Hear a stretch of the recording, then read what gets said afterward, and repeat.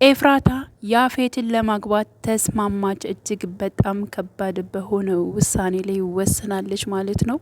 እንግዲህ ምክንያቱም ያው እንግዲህ ናታን የሰራው ወንጀል እሱን እንደሚያሳስረው የእድሜ ልክ እስራት እንደሚሆንበት ስላወቀችና ነገሩ በጣም ስለከበደ ቀጥታ ያው ያላት አማራጭና መሆን ያለበት ብላ የምታስበው በያፌት ሀሳብ መስማማት ነው። ያፌትም ደግሞ በጣም አስጠንቅቋታል። ይህን ነገር ከኔና ካንቺ ውጭ ማንም ማወቅ የለበትም፣ ለናታን ይብን እንዳትነግሪው፣ ምክንያቱም እሱ ካወቀ አንቺን እኔ ከማግባትም ያቆማል። እንደገና ደግሞ ቀጥታ ሂዶ ራሱን ደግሞ ለፖሊስ ሊሰጥ ይችላል። ስለዚህ ባትነግሪው ይመረጣል፣ እንዳትነግሪው በማለት በማስጠንቀቂያ ይነግራታል ማለት ነው። እሷም እሺ ብላለች። ያው እጅግ በሚገርም ሁኔታ ማለት ነው። ስሜቷን በጣም ነው የጎዳት። በጣምም ይከብዳልም ይጎዳልም። ያው ቀጥታ ግን ወደ ቤት ሄዳ በጣም ፊቷም ተቀያይራ ስለነበር እንዲሁም ደግሞ ገኒም በመጀመሪያ ገኒ ነበር እያገኘቻት። ያው ሄዋንም አግኝታታለች ምንም እንዳልሆነችና ካጠገቤ ራቂልኝ እንዳለች ሄዋንን አይተናል ማለት ነው።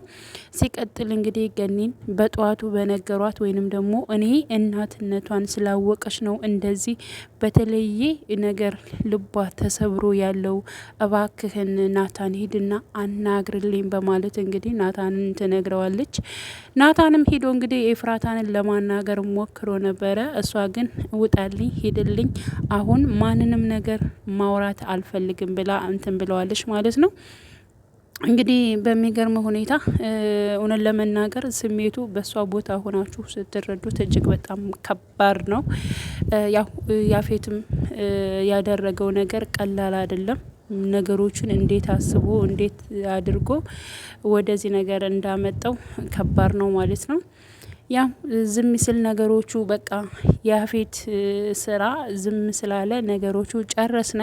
እንግዲህ ኤፍራታና ናታን በደስታ በፍቅር አብረው ይኖራሉ የሚል ሀሳብ ነበረ። ግን ደግሞ እውነት ለመናገር ቢያንስ ጽ ደህና ሆና ቢሆን ይህን ያክል ጉዳት ደርሶባት ባይሆን ነገሮቹ መስመር ይይዙ ነበር። ይህ ሁሉ ነገር የሆነው ደግሞ ጽ ምንም አይነት ነገር ማስታወስ ስላልቻለች ወይንም ደግሞ ከኤፍራታ ጎንም ስላልሆነች ነው ይህ ነገር እየተከሰተው። ቢያንስ እሷ ታግዛት ነበር የሚል ሀሳብ ነበረኝ። ማለት ነገሮቹን ስለምታቅ ያፌት ምን አይነት ሰው እንደሆነ ጺም ስለምታቅ ታግዛት ነበረ።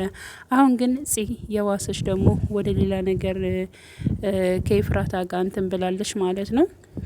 እና ያለውን ነገር እጅግ በጣም ቤት ውስጥ እሷ ስለከፋት እሷ እንደዚህ ስለሆነች ማንንም ማውራት ስላልቻለች ወይንም ደግሞ ናታንም እንግዲህ ለማውራት ሞክሮ ነበረ።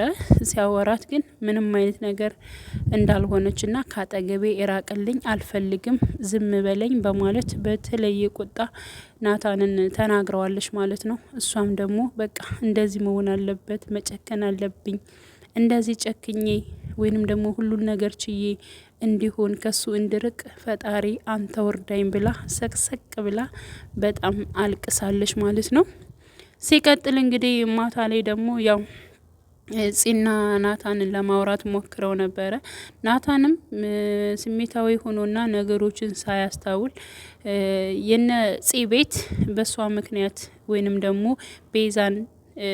ቤዛን እንዲያገባ የተገደደበት እንዲሁም ደግሞ ኤፍራታ ታግታ ስለነበር በዚህ መልኩ ነው ቤቱንም እንደዛ እያሳስኩት በማለት እሱም ደግሞ ያ ቤት ደግሞ ተከራይተው እንደሚኖሩ እንጂ የእነሱ ቤት ጥገኛ እንደሆኑ ስለማታቅ ያንን ተረድታለች።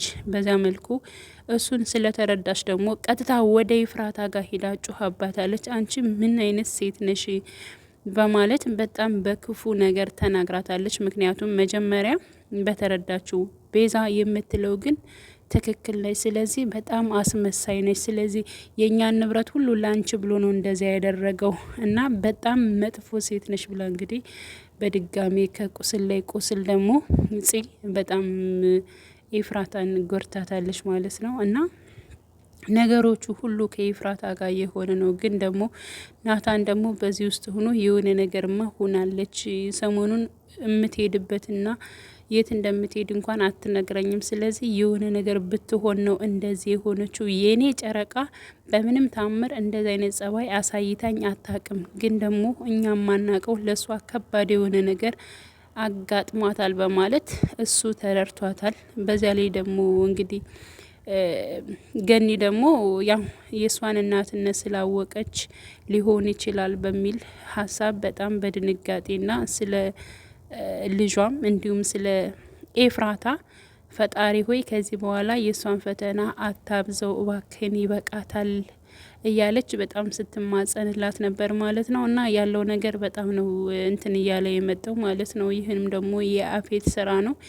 የአፌት ደግሞ በጣም ተደስቶ ምናምን እየደወለ ለኤፍራታ አስቤበት ስለ ሰርጋችን በማለት እሷ ደግሞ ምን አስቸኮለን፣ ለምን ቀሳንልም፣ ለምን አንጠናናም በማለት ተመልስለታለች። እሱም ደግሞ ተጋብተን መጠናናት እንችላለን፣ ጊዜ መውሰድ አያስፈልገንም እያለ ናፍቀሽ ነው የደወልኩት እያለ በጣም እጅግ በሚሆን ነገር እንትን እያላል ነበር። በነገራችን ላይ እልህ ነው ይህን ሁሉ የሚያደርገው እንጂ እውነት ወዷት አፍቅሯት አይመስለኝም። ግን ደግሞ ያው